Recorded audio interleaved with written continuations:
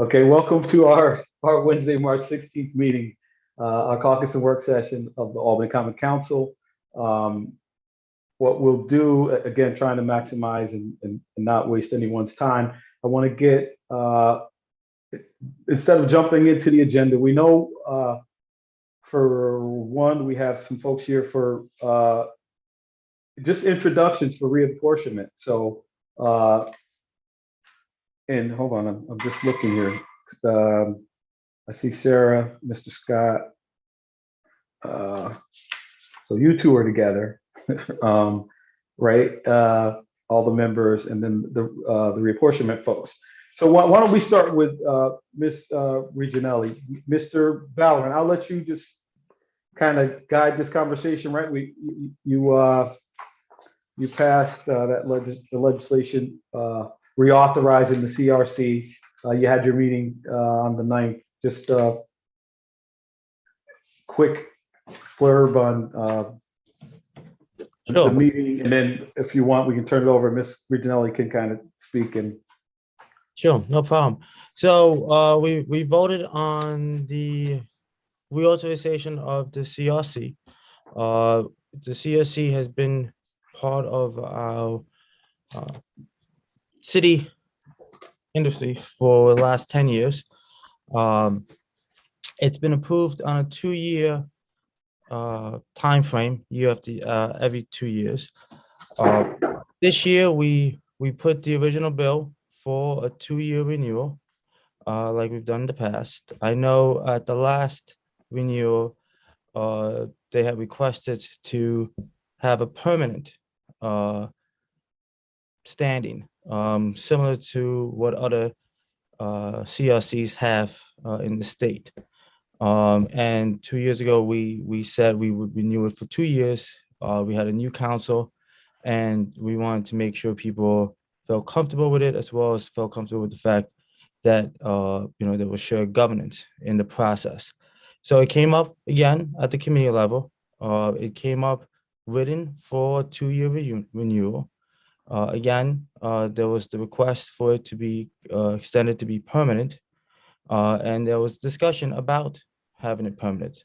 I believe in being fair and letting all people have their voice heard. Where, when the original document was written for permanent, I was the one that said, let's put it for a 2-year, because that was what it had been in the past. So it was written based on what it would have been passed in the past by the past council. But we have new council members, and I think it's important that we hear those council members' opinion on this issue. So we heard their opinion. They asked some good questions. They put in they expressed that because the body is fully appointed by council members, they felt that the council still has oversight on the entity. So it voted out of committee unanimously. And I understand that there's some discomfort in that, and I respect that. I do, and I do respect the fact that there's a lot of distrust, and I get that. I mean, there's just in general, there's a lot of that in government in general. But the body was newly elected, and this issue came up, and the members felt that with the current structure, you still have oversight. So elections matter, and this body committee made that motion to move it forward as amended, because it had to be amended to make it permanent, and it was a 4-0 vote. And now it comes to the full council. So the full council has multiple new members on it, more than just the body of the committee. So the council can now discuss it as a council, and we can vote on it as a council of how we want to move forward. So that's a basic of how we got here on that issue. Any questions? now, why don't we do this? Thank you for that, Mr. Ballerin. Mr. Williams, do you have to add to this conversation? Yeah, just to say that I was made aware that the committee moved the legislation out. I think with the understanding that it would be amended. I have not made that amendment yet, but I am planning on doing so in advance of Monday's meeting. So just wanted to let everybody know that they should keep their eyes out for the as amended version of the resolution within the next few days. Okay, then Mr. Hoey. Yeah, I have some problems with this. When the committee announcement went out with the agenda, this was the last item on the agenda. And unfortunately, I got tied up in traffic. I wasn't able to get to the meeting till 6 o'clock, and this was already done. But I was able to go back and look at the video. Mr. Ballerin said that we'll follow the agenda order, and that wasn't done. So, I mean, that's a minor point. The other point I want to make is that it was passed out of committee with no recommendation. Okay, I watched the video, it's right there.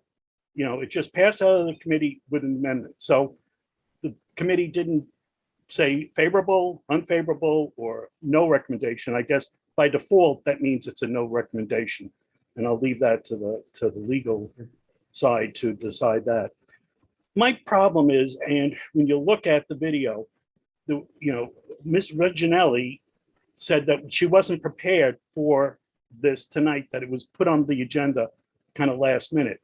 She did read a letter to the committee members, saying why it should be permanent, and made a lot of statements that we're the only CRC in the state. I'd like to see that. I'd like to see the proof of that this is the way it is. She also said that that projects aren't accepted because of this. I'd like to know, as a committee member and as a council member, what projects were turned down, over the last 12 years because this particular board wasn't, authorized for more than 2 years. I mean, we've never turned it down. And I've looked into the history of the IDA and the CRC. There's never been a member removed, never anything going on. And then yet I see the governor announce that they're going to start investigating IDAs, and I'm sure the CRCs, to make sure that they're producing the jobs that they say they are. And I know for a fact in my area, there's at least 3 locations that received IDAs that hasn't come up with the jobs that they said they would. We're supposed to have clawback. We're supposed to have it. It's just, to me, I'd like to see this thing go through with the 2-year and have another meeting where we could look at this documentation. I feel, there's 3 new members on the committee. I'm one of the old ones, so is Alfredo. And, I would have spoke against it that night. I would say, let's just go with the 2-year. Let's do another meeting where we can look at this.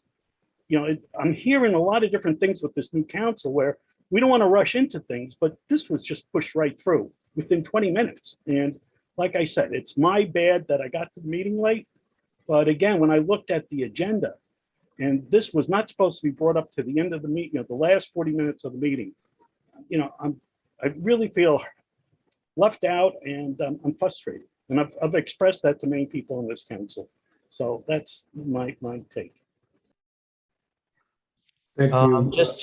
Just to clarify on that, what I meant go by the order was go by the order of when the bills were submitted to the council. So this was submitted in January. Affordable housing was submitted in February, and the sidewalk cafe was submitted after that. This was one of the 2 pieces that we originally scheduled a meeting for. It was this and the affordable housing. We were asked by Corporation Council to add the sidewalk cafe. So that's why we added that to an already heavy meeting. So I just want to make sure I clarify that, Sure. when I meant the order, I meant the order that they came in. I didn't know how long these were going to go. And I stated at the beginning, we were going to give each piece of legislation 40 minutes so that we will be able to get to all the pieces and give them the fair amount of time, and that I would be cutting them off at the time set that I had given them to get cut off to start the other one, so that we didn't get to a point where we were at 8 o'clock at night and we were just starting or the last piece of legislation and then rushed through that one unfairly. So that was how I had structured it. I apologize for the confusion because I know that it was on the original notice, and then the last notice that went out didn't have it, and I asked why wasn't it there because I felt it was the first bill that came in, so we should be addressing it as they come in the order they come in. And I didn't want that now to get pushed back because we added something else that came in afterwards. So that's how we got that structured. Well, as a chair, you're allowed to do it, but again, the Right. public document that went out, the public notice had this as the third item. And, you know, it's just a shame that for whatever reason, this is what the record shows, that this came in, this was listed the third item. So I'll leave it at that. Yeah, the thing is, the chair's prerogative for whatever reason, someone's running late, or you can juggle the agenda around. I think that's allowable. But just real quick, I didn't run through a roll call. Council members present, Romero, Anani, Hoey, Ballerin, Keegan, Zamer, Farrell, Adams, Frederick, and who's along the bottom? I can't see the other screen. Frederick. Council President Ellis is here, Councilmember Clark, and Councilmember Johnson. I believe we're pretty much here. Sorry, I'm working on two screens here. So, okay. I mean, this stuff is important, and we really need to, we'd like to talk through this stuff and not rush through or anything, but there was a committee meeting had, and I'd hate to have another rehash the committee meeting. I mean, we set meetings up for us to talk through these things in that space. But we're talking about it and having a conversation about it. So, Ms. Reginelli, and I see a few hands up, but do you want to just speak briefly to where we are with this, or not where we are about it, and then Sure. we'll go to the council members.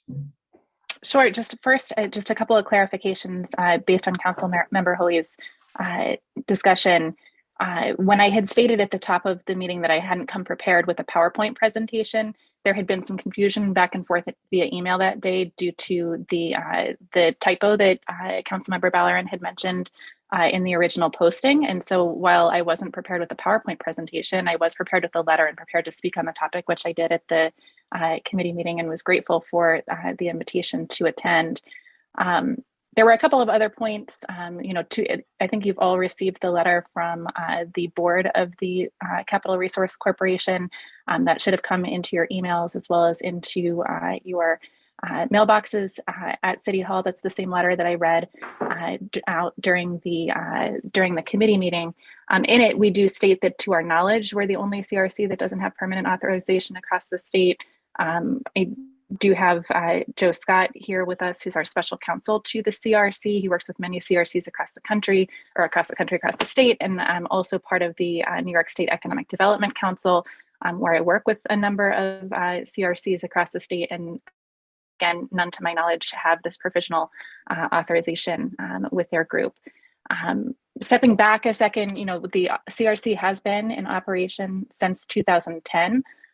It was really required to be created because the powers of that authority had been removed from the powers of industrial development agencies statewide. And so in order to have this resource at the municipality's disposal, a new authority needed to be created. And the City of Albany CRC was created by the city through authorization of the Common Council. You all do appoint all of the members of the IDA CRC board, and while to my knowledge you haven't removed any members to date, you are able to do that. I would imagine part of the reason that no members have been removed to date is that we have received clean audits every year that we've been operating. At least as far back as I'm aware. We also have significant oversight by New York State both the Office of the State Comptroller and the Authority's Budget Office, and we report to Paris annually. We're always on time with that, with full jobs reporting. And I do encourage, if you haven't tuned in or viewed the videos of the operations of the CRC, please do that. It's up on YouTube. You can see all of our meetings. We're right in the middle of reporting season this year, so we are in the middle of going line by line through every project, both at the IDA and CRC, particularly on jobs reporting. We do have a clawback policy in place at the IDA. I do want to make sure that we're talking about the CRC on its own. It's really the IDA's sister organization. So I was grateful for the discussion at the committee meeting last week. There was a great dialogue back and forth. I was happy to be able to answer the questions that came my way. But again, successful operations of that organization over the past 12 years. And this isn't the first time, as Councilmember Ballerin had mentioned at the top of the meeting, that we've sought permanent authorization through the council. So I'm happy to answer any questions, any other questions that you may have, or speak to anything else. Okay, thank you. Ms. Romero, and then Mr. Anani. Yeah, thank you. I had a question that I think Tom brought up that I was also concerned about in the committee discussion, which was a mention of the city losing opportunities or like losing projects because of the current structure. And I don't understand how that would work. So I wasn't sure if you could elaborate on if that's true and what projects we're missing out on because you need to come before the council every 2 years.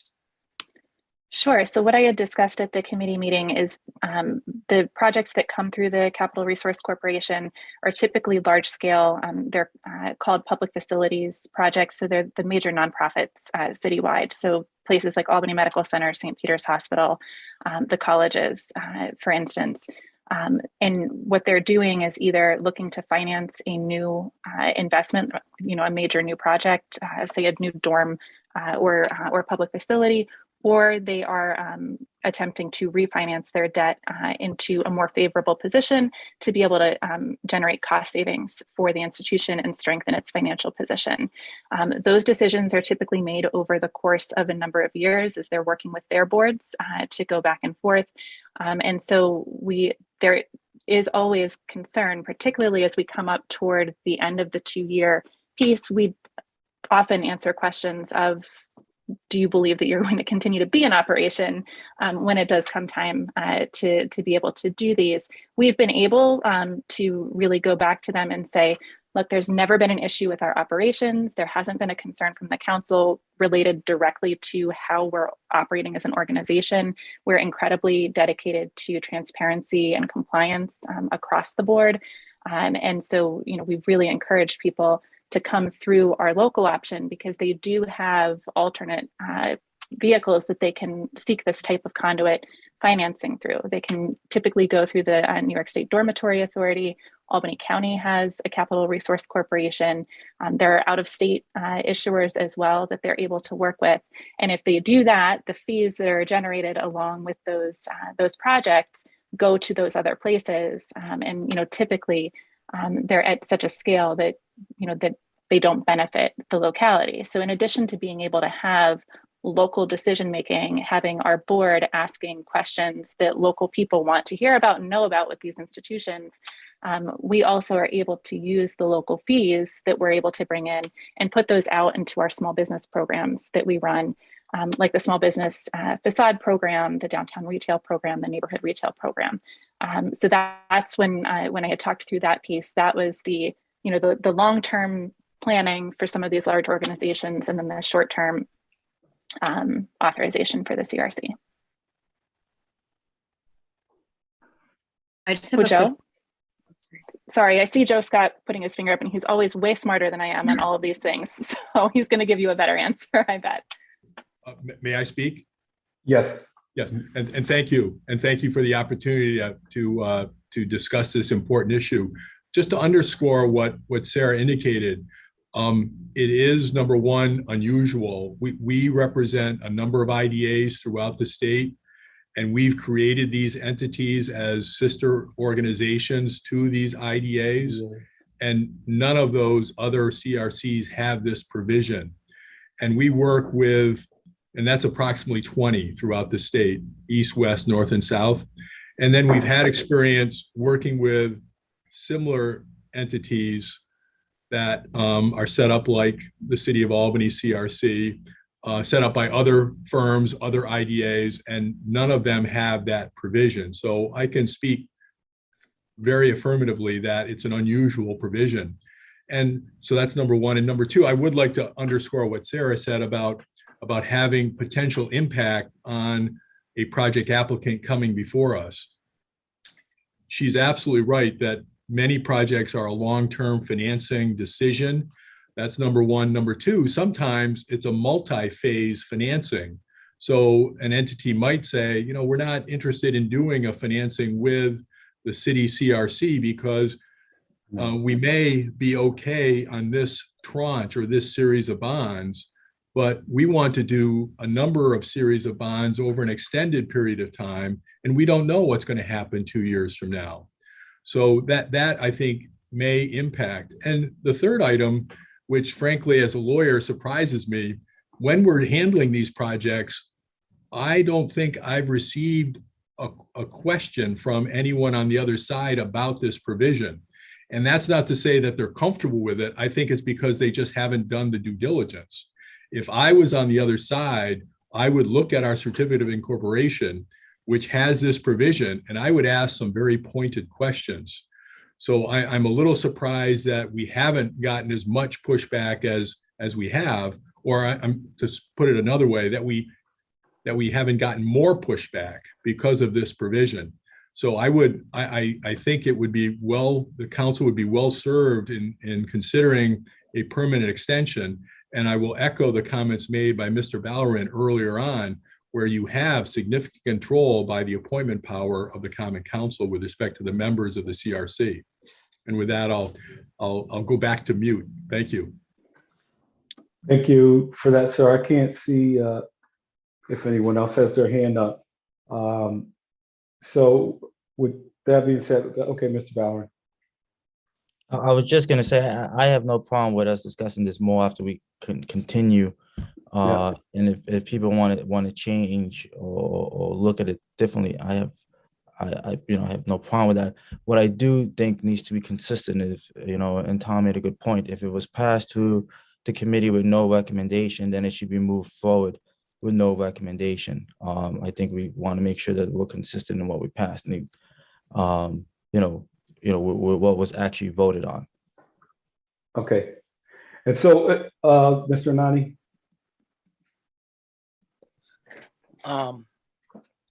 Thank you, Chair. I was at the meeting, and it's no secret I am pro-development. I really look at various cities, particularly old cities.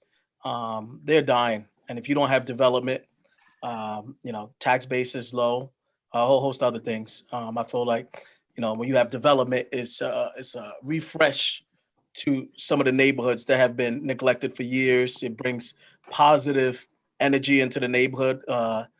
Last year we had the Rise Apartments, the Palladium Apartments.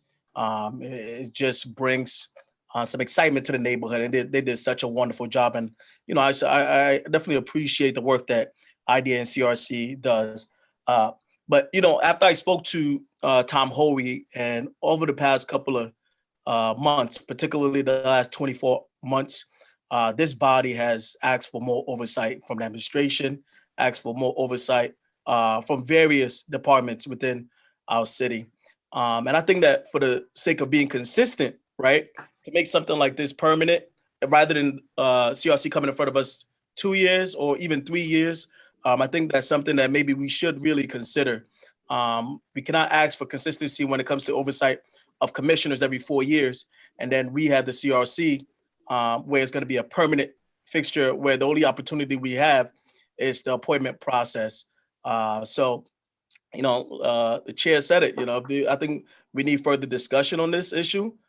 This is something that I believe is near and dear to many of our hearts, and I think that if we want to be consistent as it relates to more oversight from the executive, more oversight over some of these independent entities, we have to make sure that we're doing our due diligence. It's unfortunate that Mr. Hoey was not present during the meeting. Because I did have some concerns too. I was kind of surprised. I thought somebody would say something about a little bit more oversight. And the order did change actually, because when the agenda did go out, that was supposed to be the third on the agenda.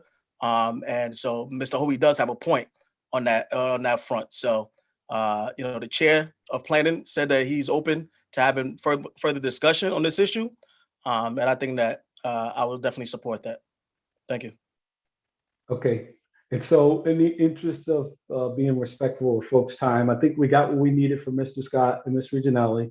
If we want to continue this discussion on the other side of getting the other folks out, we can do that. Ms. Reginelli, you had one more thing? Yeah, I just wanted to add in terms of time frame and the reason for the urgency of this. The reason that this was introduced in January is because we do have a horizon on the reauthorization of the CRC. We would need to be reauthorized by April 15th.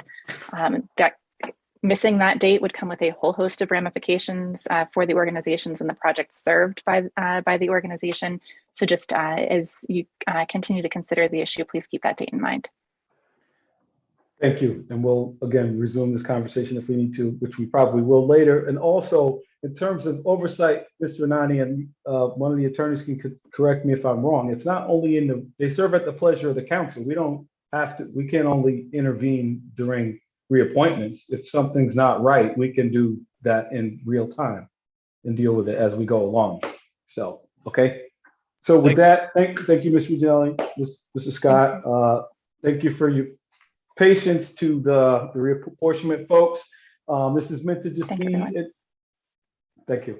Meant to be introductions, just an intro and tell us a little bit about yourself. And so we'll just go through my list here. I think everyone's here. Ms. Robinson, just an introduction and why you're interested.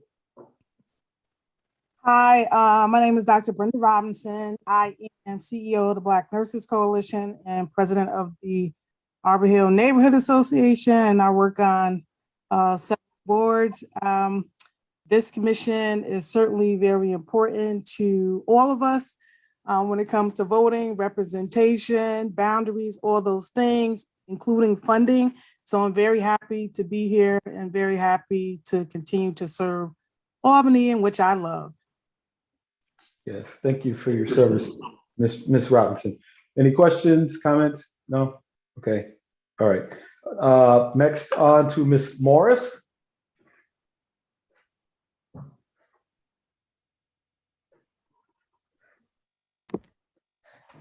Hi, I'm Sean Morris. I served for 12 years as the 7th Ward Council member and 4 years as the Common Council president, and also have a lot of experience in state government communications.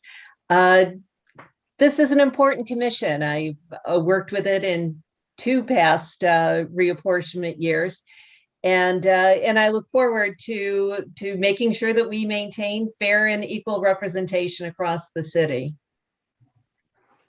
Thank you. Thank you. Anyone, questions, comments? No? Okay, good. Ms. Laughlin?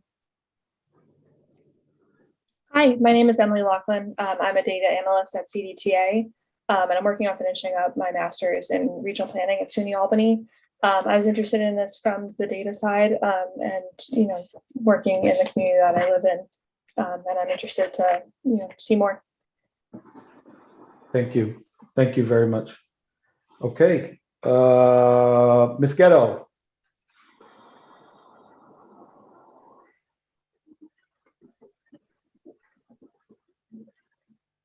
Ms. Ghetto, you're up. You're muted. Sorry, Kelly. Okay. Sorry, Mr. Kimbrough. My phone was going off at the same time. I figured you were looking this way. Sorry.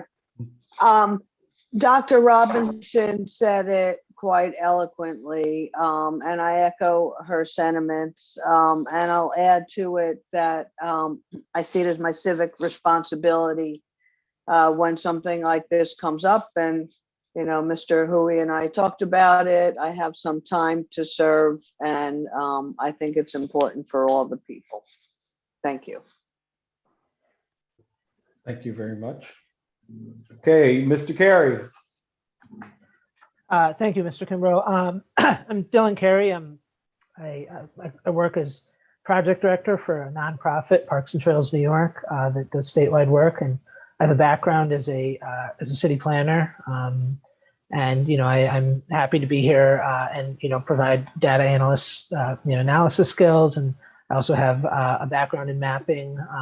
You may be able to see I have a number of maps on the wall behind me. Mapping and maps are a passion of mine, and I'm also happy to be given the opportunity to give back to the community I live in.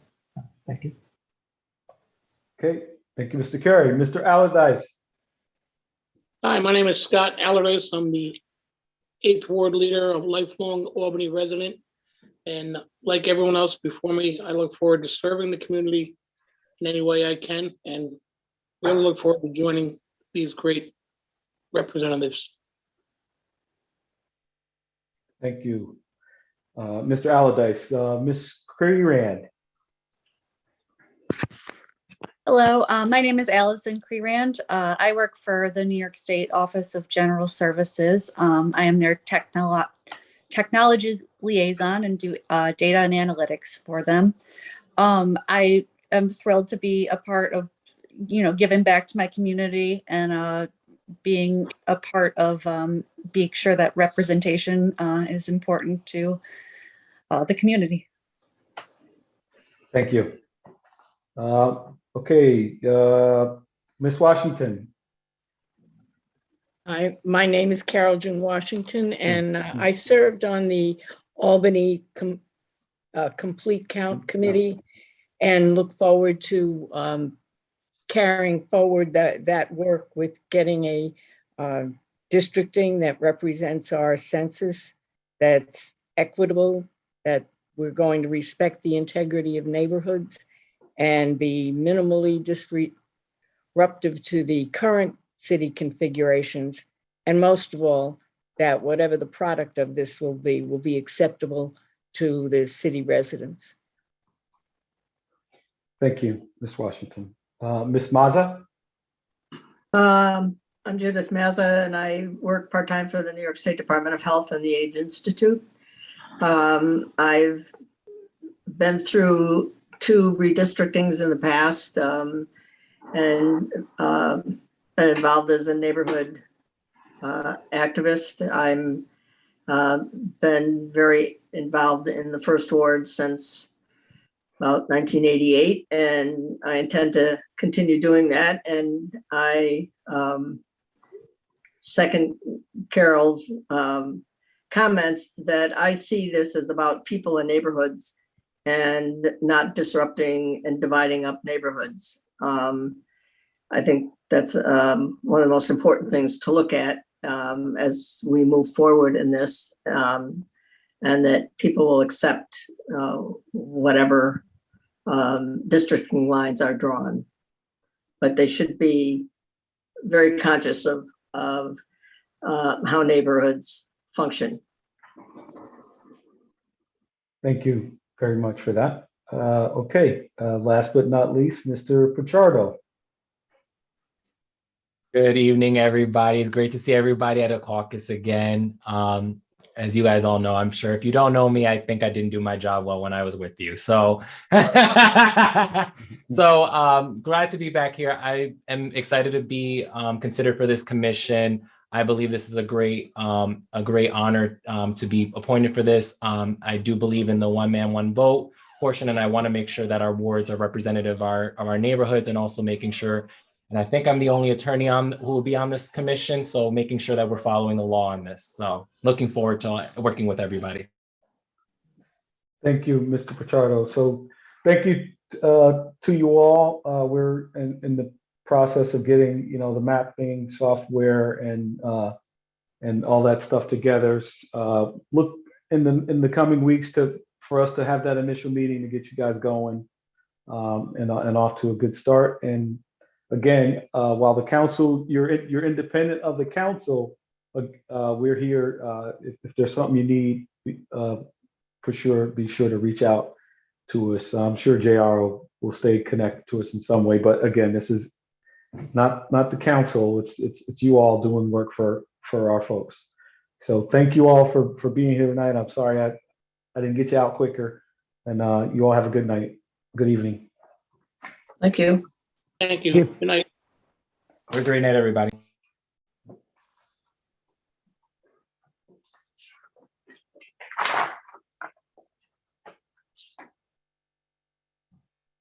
Okay. All right, so, okay, we'll jump into the agenda. Anyone have any questions, comments? I see you, Wushu, you got a smile on your face. You want to say something? You good? You good? Okay, all right.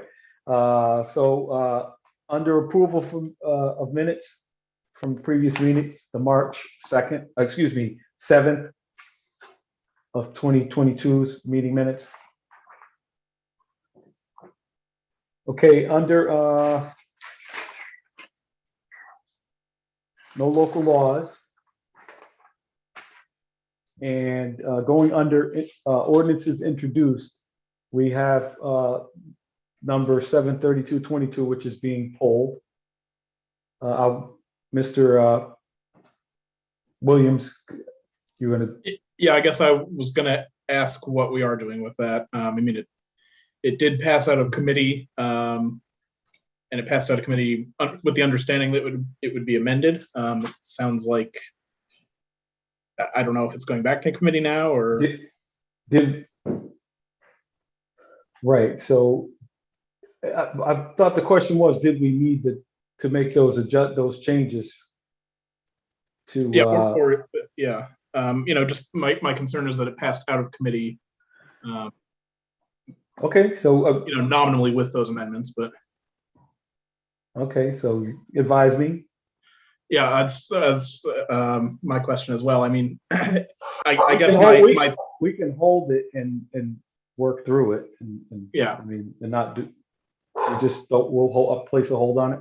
That sound okay. Yeah, that's fine, because the way I'm thinking about it now is that although I haven't made the amendments yet, it sort of exists in its as amended state, or was passed out of committee that way. So I think that's probably what the council would be voting on Monday at this point. Okay, so. But I don't know that the council wants to do that now. Right. I thought with the staggering, with the way things were set, that we didn't need to do it. Oh, hold on. I'm sorry. I raised my hand too soon. I was looking at the active calendar, and the only thing on the active calendar is the CRC authorization. That's what I was talking about. Right, the 4. Yeah. As far as ordinance 7 goes, yeah, I do need to get to the bottom of that. So if we could hold that one, I would appreciate it. Okay. So there'll be a hold, intro and hold. Sorry for Thank the you. confusion. Yep, no problem.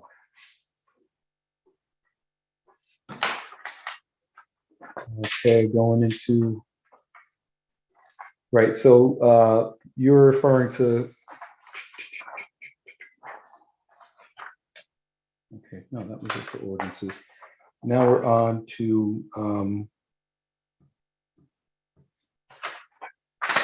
two resolutions introduced. And resolution. What about, don't we have an ordinance? I'm sorry. An ordinance held?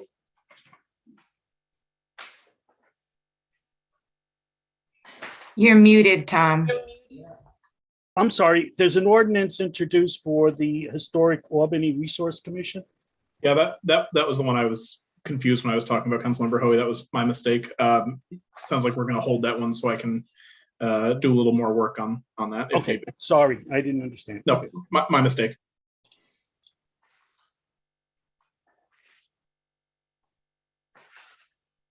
All right, on to resolutions introduced.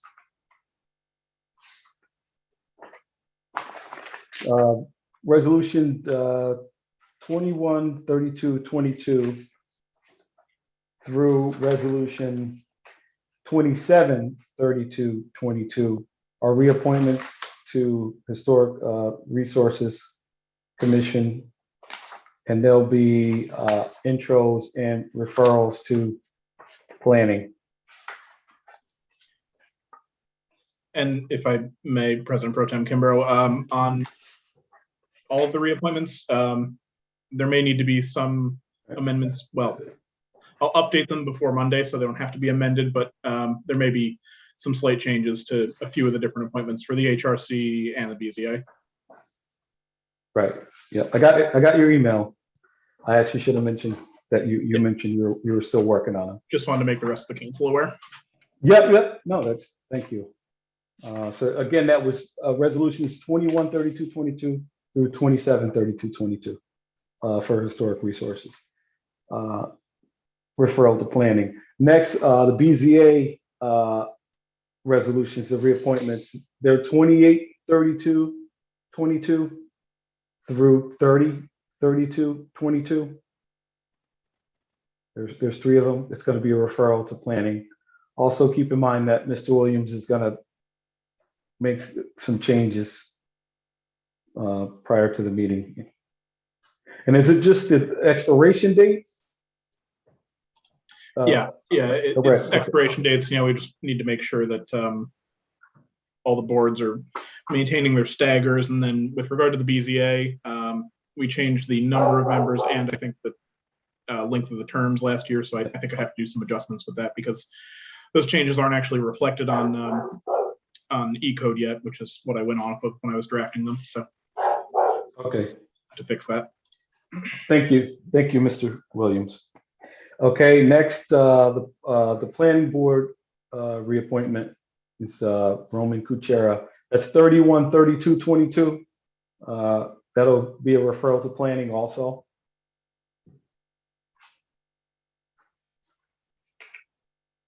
Okay.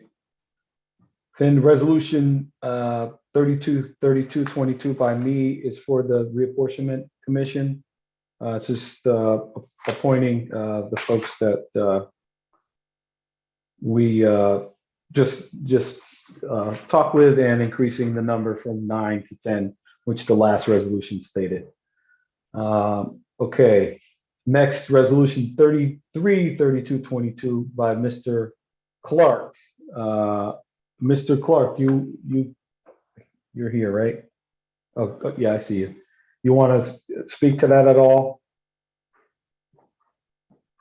I'm sorry, what's the resolution number? It's 333222.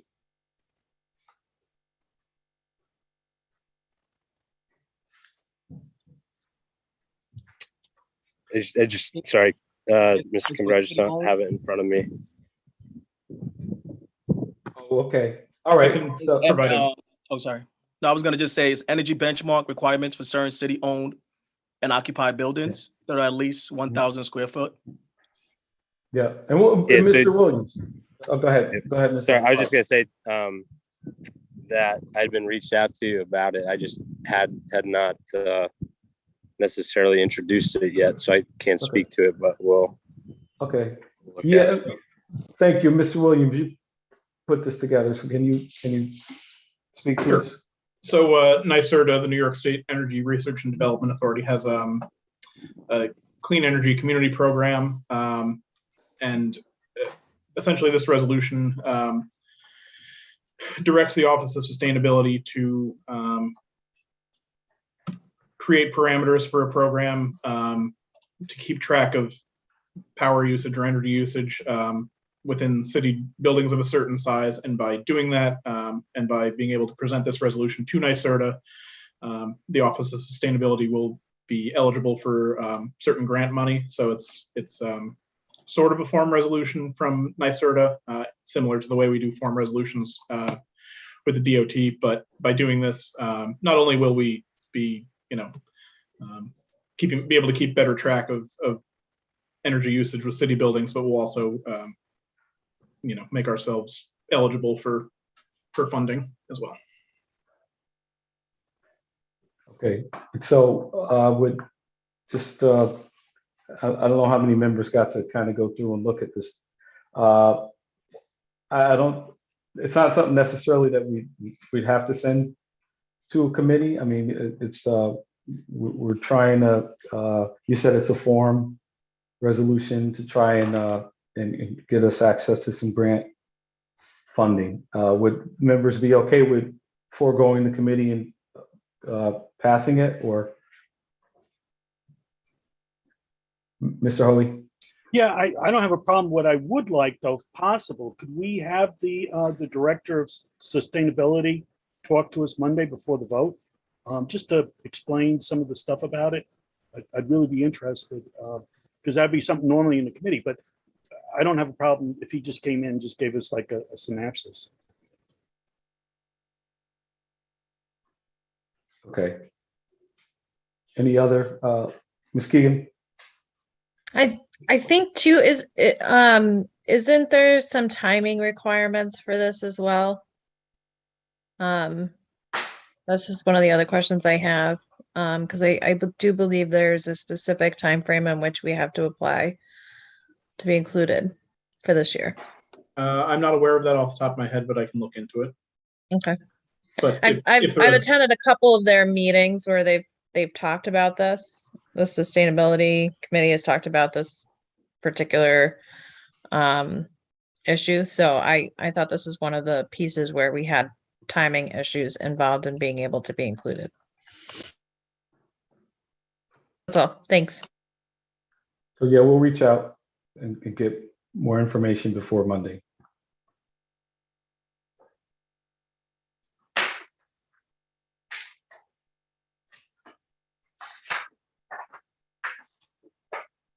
Okay, next is the resolution held 4/12/22 that we were discussing earlier. So we are back to the conversation. Actually, let me do this. Hold on that. Did you want to speak again, Mr. Hoey or Ms. Keegan? No, because your hands are still up. Okay, so we'll come back to resolution held 4/12/22 and just skip to Ms. Frederick's on the resolutions held. Resolution 1931/22R, the water's withdrawing that. Yep. They no longer need that, so we'll be withdrawing that resolution. Okay, just so you know. All right, okay, and now we can go back and resume our conversation on the CRC, and I mean we how do, okay, good. Is your hand up for Can I say this? something, Kelly? I'm sorry, I'm on the phone now. This is Alfredo. Okay.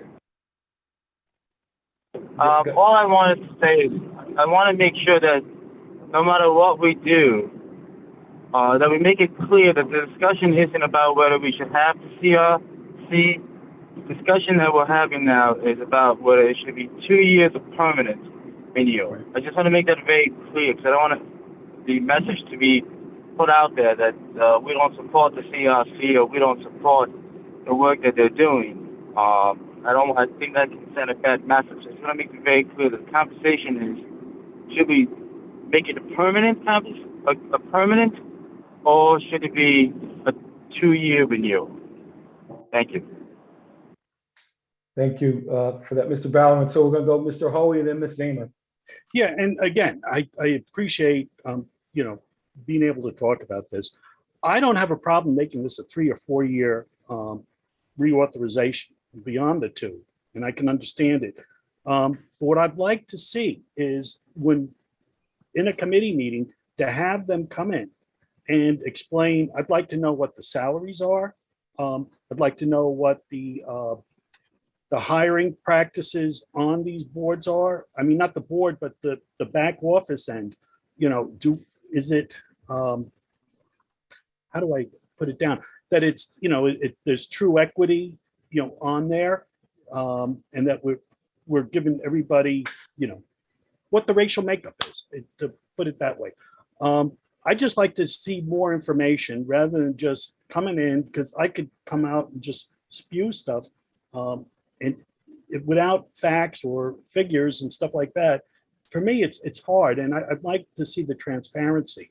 I don't have anything against them, and like I said, I don't mind if we did it for 4 years, for this pass, if we could just amend the amendment, make it 4 years, and then further, you know, bring up a thing, make it permanent, and let's do a real hearing on it and have a real chance to look at the numbers and stuff like that. And I just want to let you know, there was one member removed. I talked to Judy Doche today, but it came up at the reappointment point that a person just didn't come to meetings, and I guess they get paid. What I heard from Judy is that she thinks around $5,000 to serve on the board, but there's a lot of work between, I think she said April and June. I think there's like a period where they do all the work. So I know that there is some oversight, but I think we all know, you know, how often in this city, once you're in, you're kind of in for forever unless you kill somebody. And we can even look at, you know, I mean, has a mayor ever been defeated in the last 100 years? No. Once you're in, you're in. So I would just like to see that we have some kind of oversight. You know, we're asking for oversight from the commissioners and stuff for 4 years. That's why, you know, I think at least to start that we do it to 4 years rather than 2. That would take a little bit of the burden off. And then in the meantime, if they want to pursue it, let's look at making it permanent. Thank you for your patience with me. Thank you, Mr. Hoey. Ms. Zamer? I was just going to say, you know, I am sympathetic to the fact that having that instability of your actual existence impacts the ability to get and to retain clients. As I think Mr. Scott spoke to, and Sarah Reginelli, these financial agreements take and projects for these civic facilities take years. And to think that this organization is like, its existence is based on the whim of, you know, our every new term of common council members, I can see how that could create a lot of uncertainty. I think they do good work. I haven't seen anything. I don't know of any reason why I would be really suspicious of the CRC. I guess I would be more open to a longer period of time if that's something that would satisfy the members that are, you know, not comfortable with a permanent authorization. But it does make a difference to me to look at the practices across the state of other CRCs and to really understand the reasoning behind why we don't have a permanent authorization, especially when, and this should be a question more than a statement. We do have several avenues of oversight, it sounds like, right? I mean, anybody can jump in. We can make recommendations whenever we want. We can ask to see all of their financials, their hiring practices, right? We have access to all of that whenever we want it. Is that correct? Yes, and they're pretty transparent. The information's up on the webpage, their website. And I again, going back to what Ms. Reginelli said, let's not confuse the CRC, which is they're saying sister, it's the not-for-profit version of the IDA. It's a partner agency. So we still have that control over the IDA. It's the CRC that they're asking for a little more leeway on. And again, we can remove members for cause at any time, but it has to be for cause. I'd have to add that in there. We just can't not like some decision he made and then remove them. But again, if there's something egregious, if there are issues, then we have the ability. They serve at our pleasure. So I'm satisfied with that because I think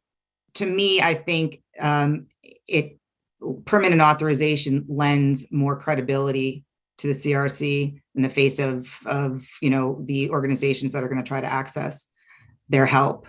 But again, if this is, you know, if it's a really important issue to some members, I would be open to a longer period, you know, not 3 years, 4 years.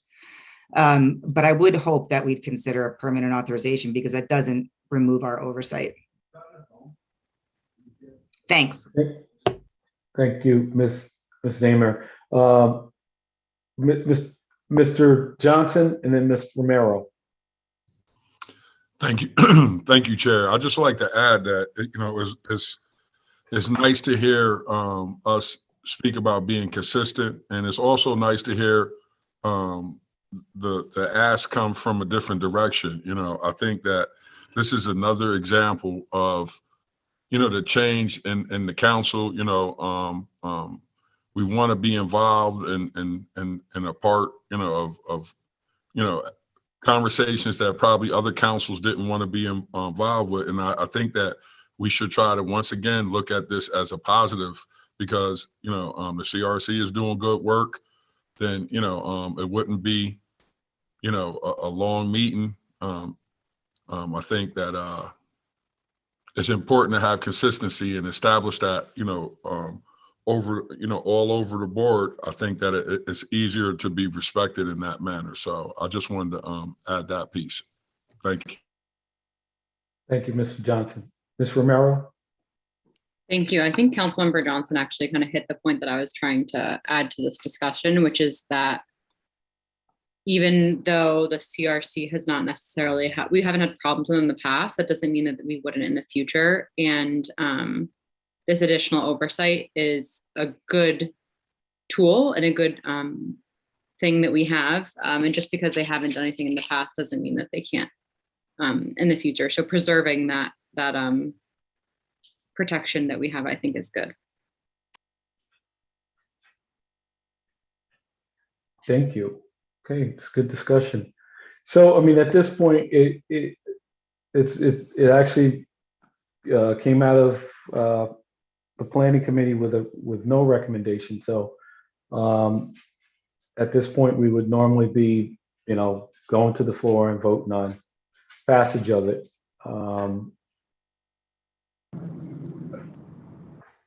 Mr. Can I say something? I can't see on the phone. Right. Oh, Just what we go next. Yeah, Mr. Nani and then Mr. Ballerin. I want to echo some of the sentiments that were shared, as it relates to oversight. But my question more so is, when something like this come out of committee, can the sponsor just hold it by any chance? Yes. Yeah. Okay. Yeah. Sounds good. So just another option if the sponsor choose to hold it for further discussion. But we have a timing consideration of April 15th, so we really need to resolve this. Yeah. Again, the sponsor has the option to. You have the timing issue, and just bear in mind as well that in its current form, it's quote unquote as amended right now. So in its current form, it's for a permanent renewal. So just bear that in mind as well. Gotcha. Again, the sponsor can make a decision. Mr. Ballerin, you're up. The one thing I don't want this to go up for a vote and for it to fail, because the debate is, should it be permanent or 2 years or 4 years? I think that would send a really bad message about, consistency and, we don't want to do that. I don't want to do that. So is it possible to get a straw? I can't even see. So to get I would like to get a straw vote to see, who would want to, who feels comfortable with moving it forward. Because at the end of the day, it's going to have to get voted on. It needs to get voted on before April 15th. So we can't push this back, and just kick the can down. It's got to get voted on. So, the question is, who feels comfortable with it being moved forward with the permanent, which is how it currently is, and who doesn't feel comfortable with it? And if, those who don't feel comfortable with it, then let's bring it back to committee. I think we're looking to schedule Eden. I think we're trying to schedule one for March 31st. Am I correct? Yeah, we have one for the 31st. So, I mean, we do have an opportunity to go back and make amendments, but I don't want this to fail. I just want to make that very, very clear. And no one that I'm hearing says they want this to fail. So I wouldn't want this not to get the 8 votes that it needs because we have a difference of whether it should be permanent or whether it should be renewed every 4 years. Thank you. That's different if it's going to be every 4 years than the current 2 Right, years. right. Well, Mr. Williams is saying it with the amendment, there's no time limit or no expiration, right? It's permanent. Correct. Yeah, although, I mean, the council could decide to amend it again on, say, Monday to change it back to 2 years or make it 4 years or any other length of time. Okay, and so at this point, And again, Go ahead. and I just want Go to bring ahead. it up to Alfredo, I'll make the amendment and I'll be glad to vote for it for 4 years. And then we can work on, it gives us a little bit of breathing room to work on the permanent part. I'm trying to do this in good faith, give you that extra 4 years that we know will work. And then let's really investigate it. And so people feel comfortable. I'd rather this be a 15-0 vote, no matter what. I mean, that's what, just to have almost half the council not happy with it, or even 1 or 2 people. It's just, as a group, I would like to see us go unanimously. So I'm asking you, could we just do an amendment for 4 years and then work on the permanent? That's all I'm asking. Okay, we have 2 members.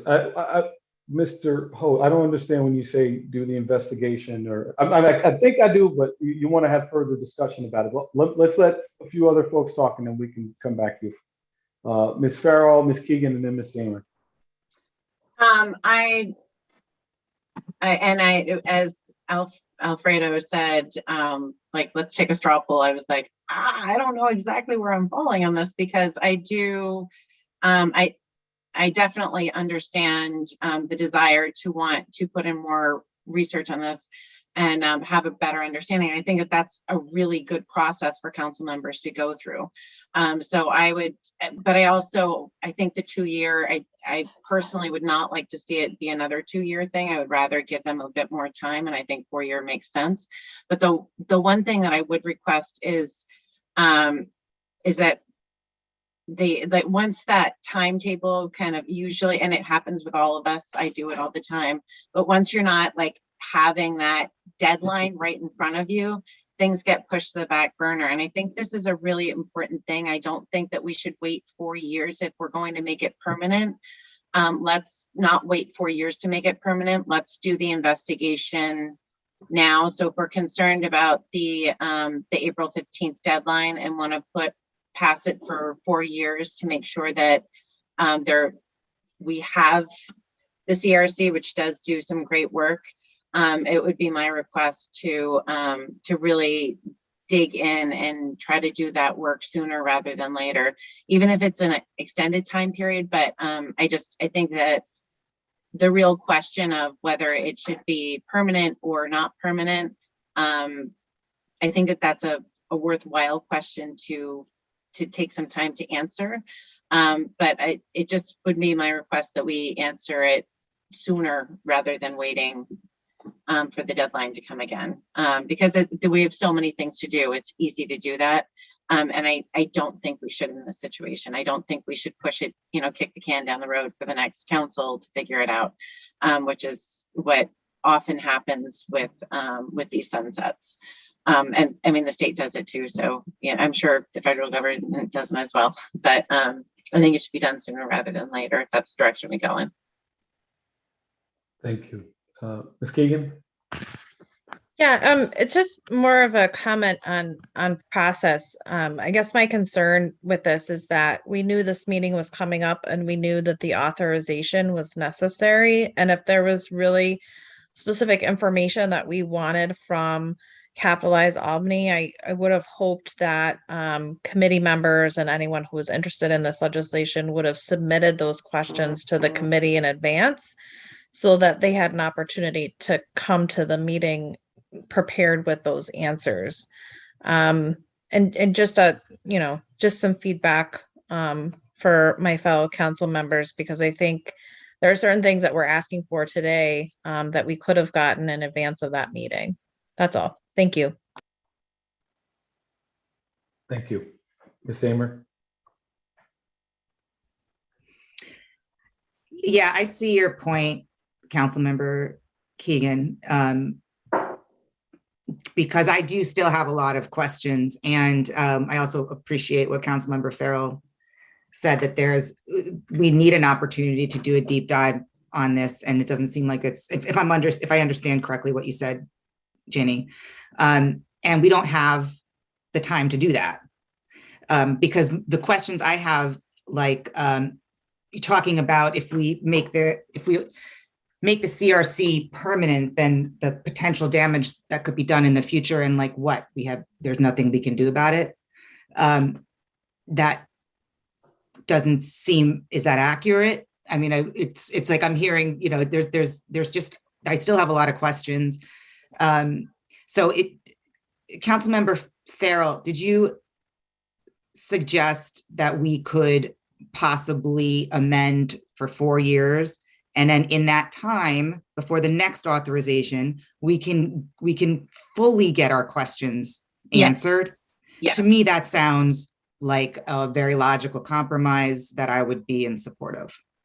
And I just, the one of the big pitches that I have was to not actually wait the 4 years out, to actually go through the process, even if it's an extended process where there's different points where we're going to do this part, we're going to do this part, but to aim to actually do it, within the next year or 2 years to really deal with that. But yes. Okay, thanks. Yeah, I would support that. Okay. Can I also hear from other committee members? Because I do want to make sure that committee members, because this did come out of committee, and I want to make sure that those committee members get an opportunity to have their voices heard. Any, Mr. Hoey's a committee member. And what I would say, you're not a committee. So, Yes, you and are. I am too. the thing is, I'd like to remind folks, well, Mr. Valorant is the person that brought this forth. It's on behalf of planning. So it's the committee's legislation, not Mr. Valorant's legislation. I think that was the point he was just trying to make. So, yeah, so any other, Mr. Nani? Yeah, I just want to echo some of the sentiments that were shared by Councilmember Farrell and also Councilmember Zamer. In the spirit of last week law committee meeting, I think sometimes we got to learn to compromise, because sometimes we come to the floor or come for a vote, and it might not go the way that you think it might go. So I think we might want to consider Councilmember Hoey's compromise. But as of right now, like many of you, I'm on the fence, and I'll definitely support the 4-year request. But in the meantime, like Councilmember Farrell said, we shouldn't wait 4 years to make the evaluation. We should do our due diligence and reaching out and doing our research, similar to the chicken ordinance that we had. We had it 2 years, but we introduced it made it permanent before the 2 years came, before sunset. So that's all I want to say. Thank you. Okay, Mr. Hoey, do you mind if Mr. Clark speaks first? Go ahead, Mr. Clark. Thank you, and sorry to the other members. I'm just traveling and on my phone. I am on the committee. My feeling was that 2 years was too short. I think, I am hearing the other comments from the other members and would be okay with 4. If that's an amendment that everyone's comfortable with. I guess I just felt that the oversight that we had was sufficient, and not sure what other oversight we're looking at, but would be comfortable with 4 if that's the direction of the council, as opposed to not having a time frame on it. Thank you. Yes. Can I go ahead, Okay. Kelly? Yeah, and just real quick, before you mentioned getting paid, the CRC those folks aren't paid. They're volunteer, just so you know. But the IDA is paid, and the same people who do the CRC are doing the IDA. So, I mean, there's no difference. But I just wanted to respond to Councilmember Keegan's comment that when this came out, the legislation, it was for a 2-year reauthorization. That's why I wasn't prepared. And actually, when I got into the meeting late and I saw that it was already done, I was shocked. And I was pretty upset all weekend. I reached out to several members of the council. And, I got to learn to control my passion. But I appreciate everybody. And, I do think I agree with Council Member Farrell that we should get this done sooner than later. And, I think we can, hopefully within the year, get it done. Hopefully over the summer is what I'm thinking. So thank you.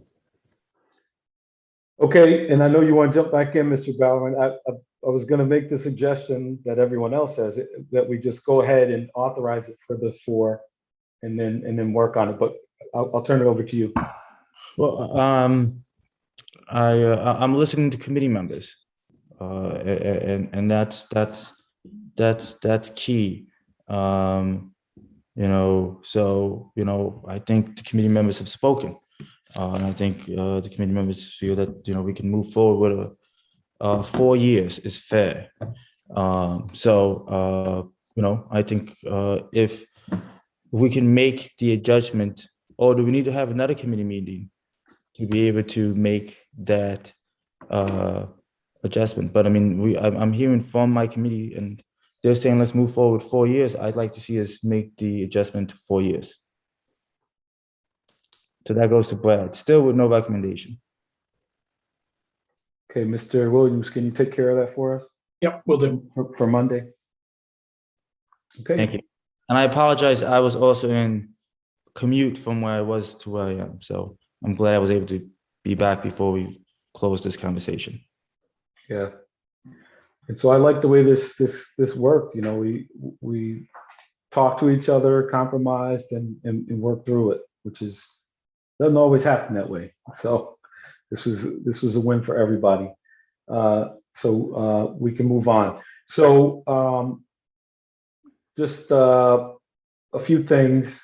On Monday, the mayor is going to pop into our caucus early to give us an update on the pay study. As a part of our conversation in leadership, we've been, bringing that up. That was a part of the discussion, saying that it's a couple months overdue, what's going on. And she kind of explained what was going on. And we asked that her or someone from her staff, the mayor or someone from their staff, come and kind of run through that with us and allow us to ask questions. So we'll get that on Monday. We did get the request by, I believe it was Mr. Robinson before, about when we were having the discussion about leadership meetings and what are we doing, and there was a question and a request that we make an agenda.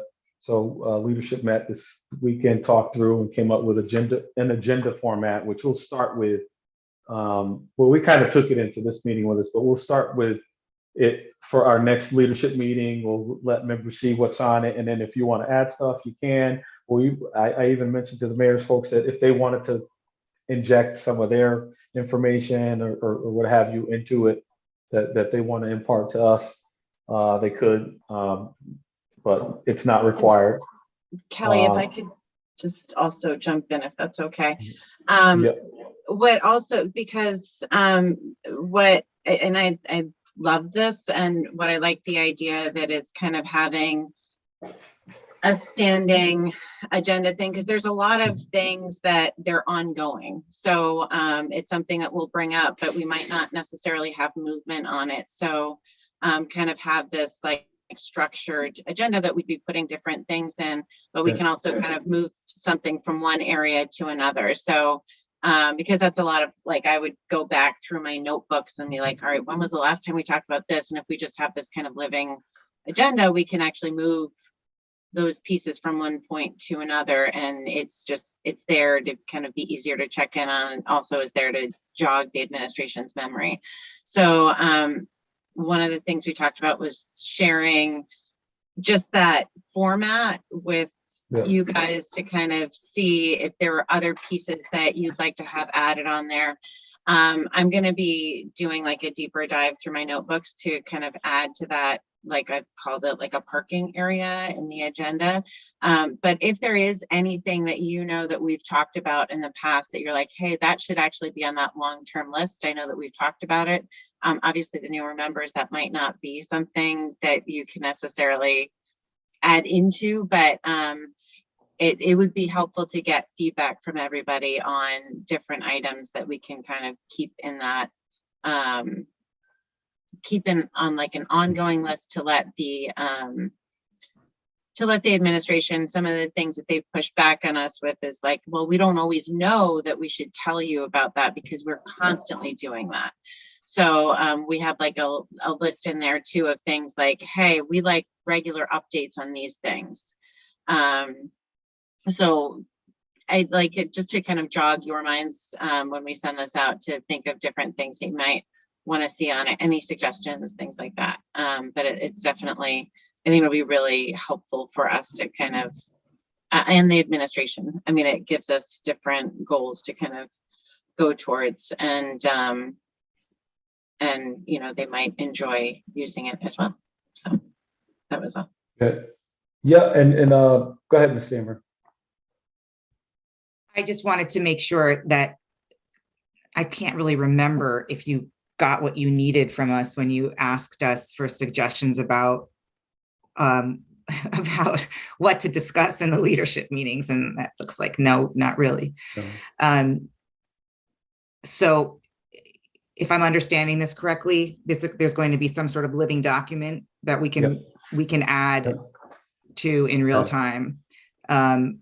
Probably not necessarily something that members will just be able to plug stuff into, but it'll be just because that would be it. That would be incredibly confusing with like 16 people tossing stuff in. But it's something that, you know, we'd be able to kind of share out and then utilize. But then also my kind of vision of it was something that we could use from one leadership meeting to the next to make sure. One of the issues is, you know, if we don't bring it up, it doesn't get discussed. So, you know, if you happen to forget something, you know, it's just like constantly trying to like remember all the things. And this is helpful to, you know, it's just a document that will remember the things for us. So something along those lines that we, you know, we're not dropping any balls for some of these long-term things.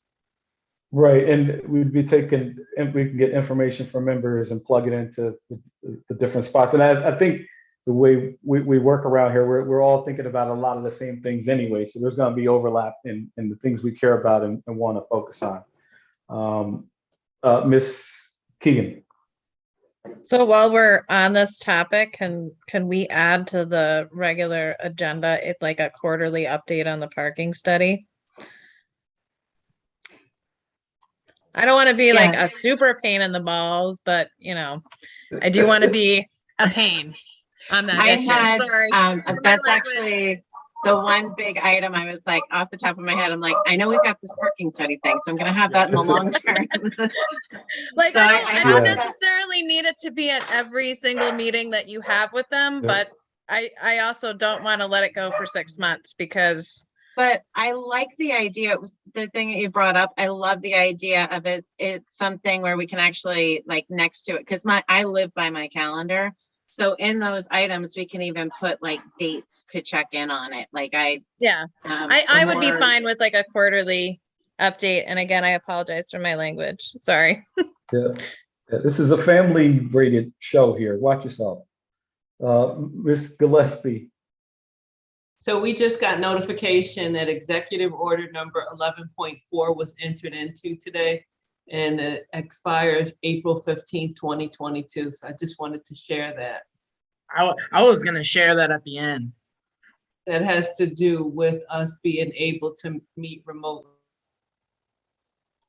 I had heard about that earlier in the day, but I didn't see it on the governor's website or any news about it, so I wasn't sure if it was real. Yeah, we got an email at about 6:10 p.m.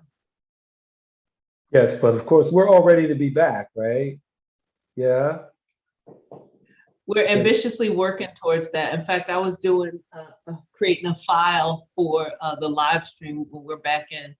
So I have another meeting with the vendor regarding the equipment, making sure, because one of our cameras was down and we were looking at changing the placement of the camera, and there's a solution for it that he had to purchase.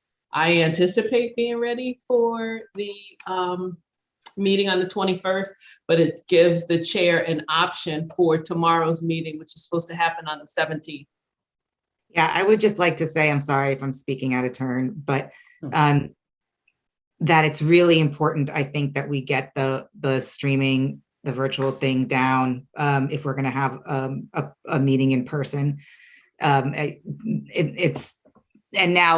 we have a little bit more breathing room, right? So maybe we can do some combination and test it out a little bit, because it's really a detriment if people can't watch virtually.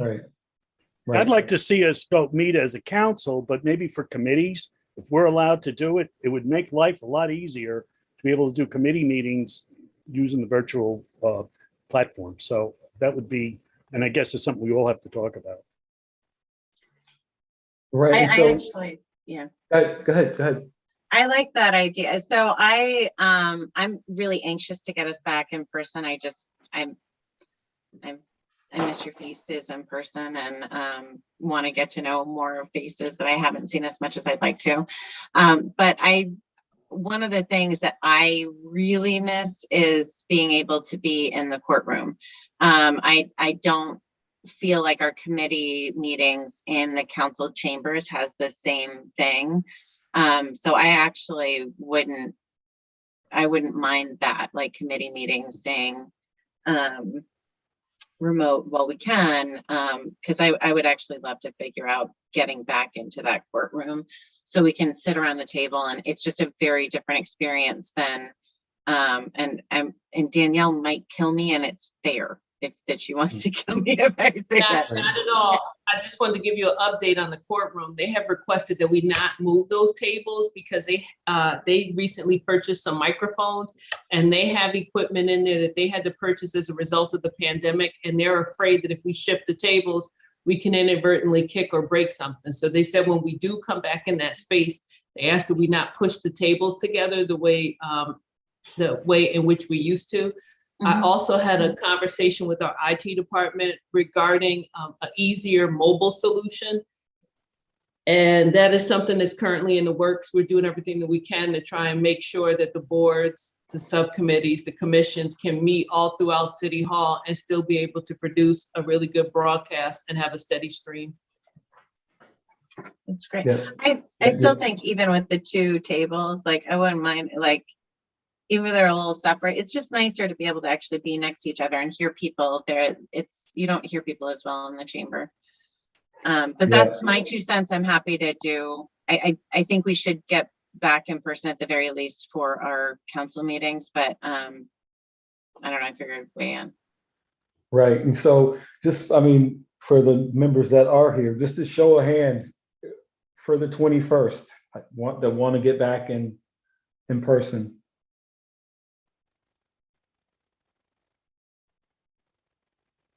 Okay. Oops. I look like everyone here except for Mr. Adams. All right, I'll have to reach out to the other members. Again, it's been long overdue. I think it makes for a different conversation being in the same space. I miss that. Could we make the committee meetings while we can be remote at the choice of the chair? Because maybe the chairs, if the chair would prefer to do, and if I also should follow up and the ability to broadcast it. So if something happens and we can't broadcast it, then I think we need to prioritize that. I agree with Councilmember Zamer on that. I think that's so important. But that could be something where if the chair, for example, that it might be better to have in person that whole planning discussion, or it might be better actually to do it via Zoom because you can watch on the screen. So maybe that's something that we could leave, we could defer to the chairs on if people are comfortable with that. Yeah, no, I'd be up for that. Makes sense. Could we like That sounds reasonable. Show of hands. Are you all? of hands for deferring to the chair for whether committee meetings are in person or remote? Virtual. Yeah. What was the question? I'm sorry. To defer to the chair of the committee, while we have the ability to meet remotely, we defer to the chair if they want to do it in person or remote. So I just want to just say this part, right? I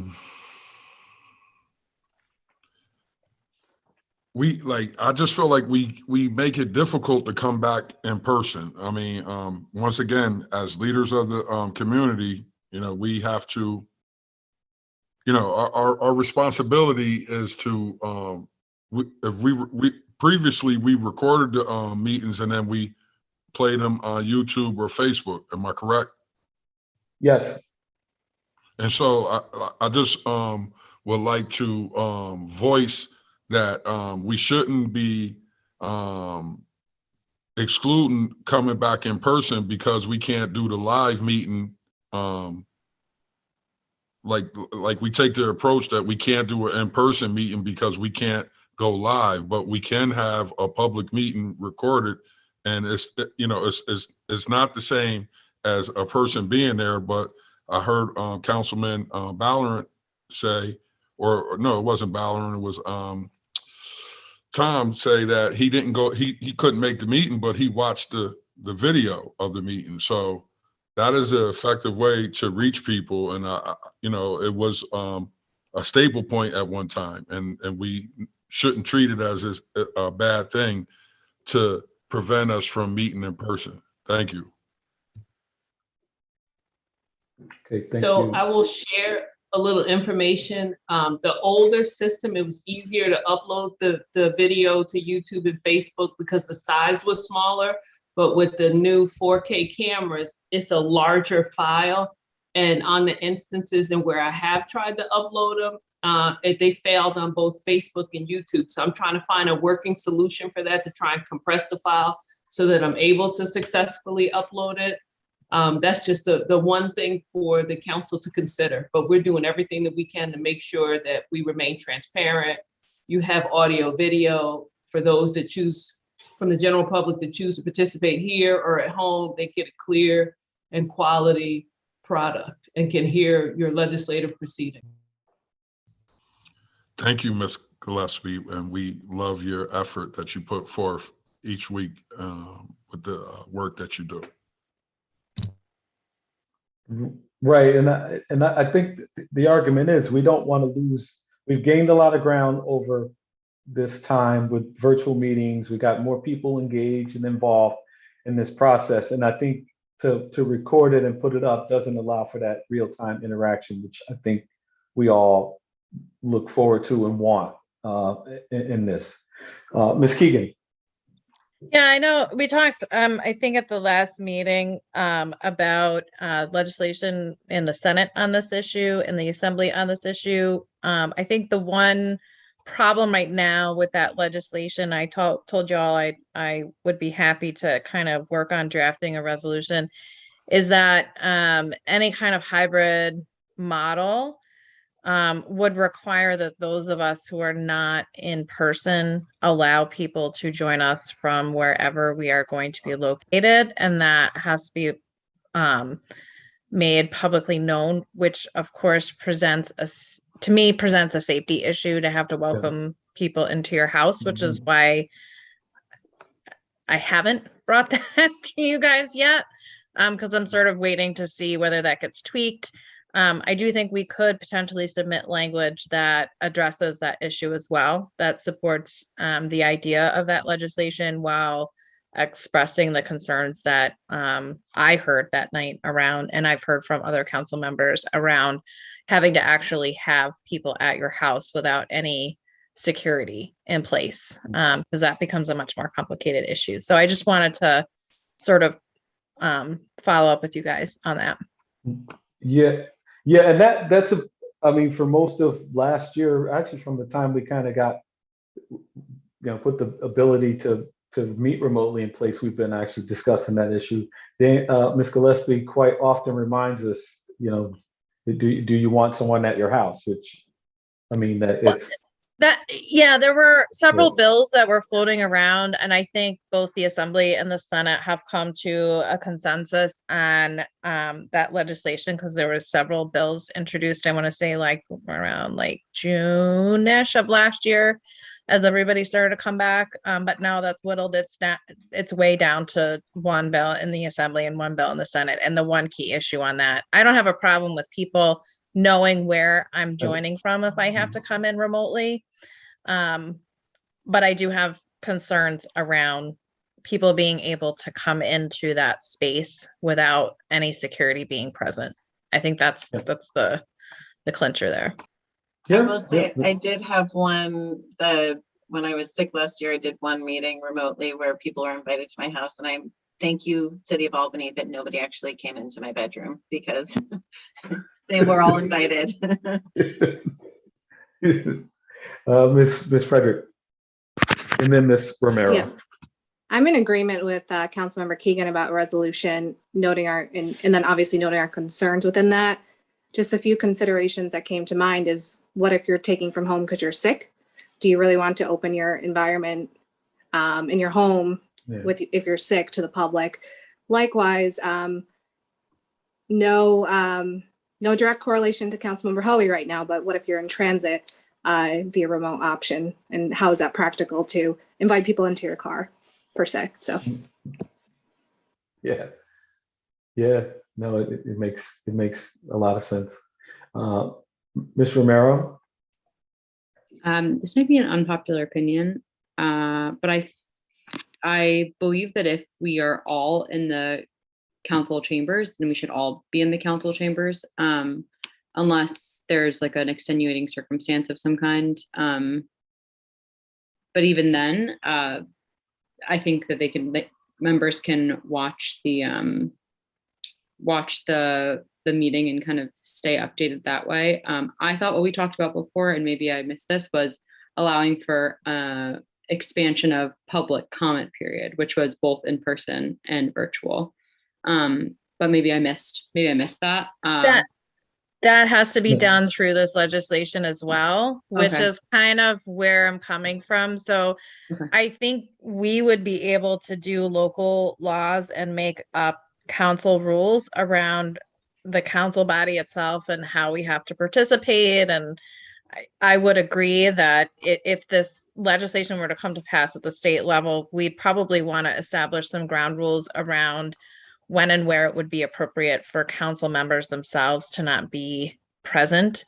But in terms of being able to do any kind of hybrid option, even for the public, and to make that permanent, it would have to come through this legislation. And I will say that the major problem with the language in the legislation as it stands is one specific section that not only requires us to notify folks when we are participating remotely of where we are going to be participating from, but it also requires that we open up that space to the public. And to me, as elected officials, that constitutes a significant safety issue. In the case, for example, of Ginny was ill for a long period of time last year. She would have missed months of council meetings. And I think that is an absolutely appropriate space where we would make an exemption for a council member to still be able to participate and actively vote and still represent that district. That district shouldn't have to go without representation because of her illness. But should she have to allow people into her house, or should the city then have to provide security at her house, which is an expense to the taxpayers because she has to allow people at her house as a result of the way the legislation is written? So I'm kind of playing around with the language in there so that as we're showing support for what it seems like you guys all want, which is to be able to continue to have sort of this hybrid model of participation, which I think is great, that we're not also accepting things that are potentially dangerous and negative for our electeds, if that makes any sense. No, it does, definitely. And I think what we figured out before when reading the public hearings law is that the public comment period is actually silent, the issues with public comment period. So that's something that we're addressing in the Rules Committee to allow for the hybrid public comment period. And that's not prohibited in the public hearings law right now. But I think what's prohibited is totally separate thing, the hybrid participation of council members as opposed to the public comment period. So I guess as an update as well, we're addressing that in our revamp of the council rules to allow for hybrid public comment. But Megan, I'd love for you to kind of keep us updated with what's going on in the state legislature too. Yeah, and again, it's still in committee, so it's not even coming up for a vote anytime soon. But since people were asking about it, interested in it, and it came up again, I just wanted to let you guys know what I was looking at. Right. Okay. So with that, I think Ms. Gillespie, did you want to speak? Before closing out, I was going to mention our interviews today. We did interview 2 folks for the Research Council position, and interviews went well. We're in the process of trying to make some decisions, and so we'll keep you all posted on that. And if there's anyone that was a part of the interview want to care to say anything or what have you? I mean, we had 2 capable candidates. You want us to speak to you don't want us to speak to any details, right? Right. No. Okay. It went well. Yeah. And we're working on it. So, and we have our policy analysts. We're going to be doing some interviews for that pretty soon also. So we're trying to get some more staff on board to help out with the work and help us continue doing work for the citizens of our city. So Mr. Williams, then Mr. Hoey. This is separate from anything about hiring or firing. I just like to make the council aware of when I'm not going to be around. I will be here for Monday's meeting. I'll be here for next Friday when the new legislation will come out, but I will be out of the office from the 30th, Wednesday the 30th through Monday the 4th. So I will be missing a caucus meeting, the next caucus meeting, and the meeting after our next one. But Martha Mahoney and Racy Mobley from my office will be covering those meetings. So you'll be in capable hands, and I think most of you probably know them. So. We hope you're going somewhere wonderful, Brett. If not, you should. A little warmer anyway. Yeah. So thank you all. So with that, can I get a Mr. Hoey? Sure. I just want to make a fast announcement. The St. Patty's Day parade got moved up to this Saturday, so I'm hoping everybody from the council, I think it'll be a lot warmer, and hope we can get together as a group and march down the city. Thank you. Yes, we got our new banner. Yeah, we have a new banner, so yeah. I think the junior members have to carry the banner, right? Or they can have their kids come along and carry it. No, just joking. So okay, motion. If no one else has anything, can I get a motion to adjourn? Motion to adjourn. Okay, Hoey, second. Second. Ms. Farrell. Okay, thank you. All right, thank you all. Good night, everyone. Thank you. Thank you. Good night. Yeah. I'll try to get my kids.